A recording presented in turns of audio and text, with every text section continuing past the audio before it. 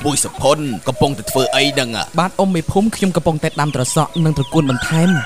ល្អហើយណាណែក្មួយសុផុនចិត្តដល់ថ្ងៃបោះឆ្នោតក្រុមប្រឹក្សាឃុំសង្កាត់ហើយឯងទាំងពីរកុំភ្លេចទៅបោះឆ្នោតផងណាហើយអ៊ំមេភូមិរវល់ការងារហើយក៏មិនដឹងថាការបោះឆ្នោតនេះបានប្រយោជន៍អីដែរឯងគិតខុសហើយការបោះឆ្នោតតំណាងក្រុមប្រឹក្សាឃុំសង្កាត់នេះវាពិតជាសំខាន់ខ្លាំងណាស់យើងមានសិទ្ធិជ្រើសរើសនិងបោះឆ្នោតឲ្យតំណាងភូមិឃុំដែលយើងពេញចិត្តដើម្បីឲ្យភូមិឃុំយើងមានការអភិវឌ្ឍផ្លាស់ប្ដូរអ្នកដឹកនាំដោយសន្តិវិធីជួយលើកស្ទួយជីវភាពរស់នៅរបស់ប្រជាពលរដ្ឋឲ្យកាន់តែប្រសើរវាជាការរៀបចំឡើងដោយគណៈកម្មាធិការជាតិរៀបចំការបោះឆ្នោតមានភាពយុត្តិធម៌និងសុក្រិតបំផុតបើអញ្ចឹងមែនពួកខ្ញុំទៅបោះឆ្នោតដែរហើយ